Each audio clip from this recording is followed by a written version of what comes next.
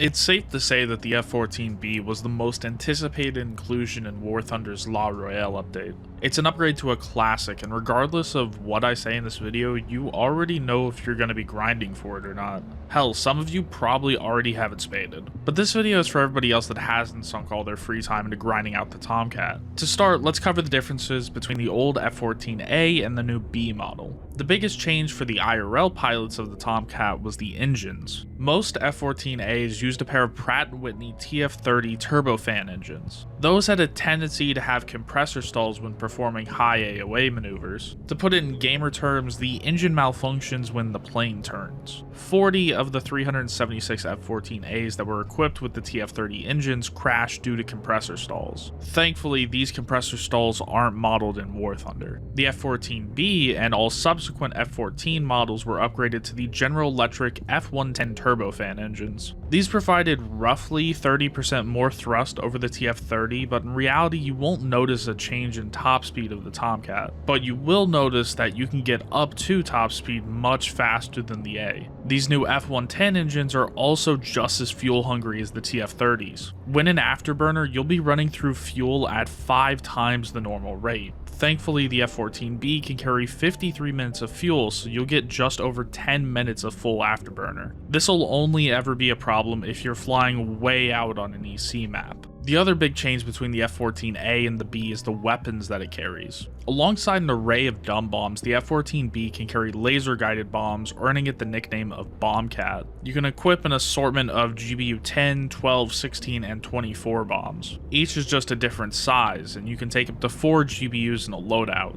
In ground matches, that'll take out 4 targets, and in air battles, that can be enough to take out a whole base. The Bombcat can carry up to 4 AIM-9Ls, which are currently the best sidewinders in the game, and you can even get them in a configuration with an extra 640 countermeasures, bringing the total on board up to 700 total. For radar missiles, you have access to AIM-7Ms, which is currently the best Sparrow in the game, or AIM-54Cs. These Phoenixes supposedly have better tracking and maneuverability, but personally, I can't get them or their predecessors to consistently perform. With a wide array of secondary armaments, there are 3 loadouts that I use in different situations. For the rare time that I take out the Tomcat in ground battles, I bring a loadout of 3 Sidewinders, 2 2,000-pound GBU-10s, 2 1,000-pound GBU-16s, and a Lantern Pod to guide the bombs. In air battles, when I'm grinding, I'll take a loadout of 4 Sidewinders and the full load of 14 500-pound dumb bombs. And to round it off, when I'm looking to fight, I'll go with 4 Sidewinders and 4 Sparrows. Overall, I like my time in the Bombcat.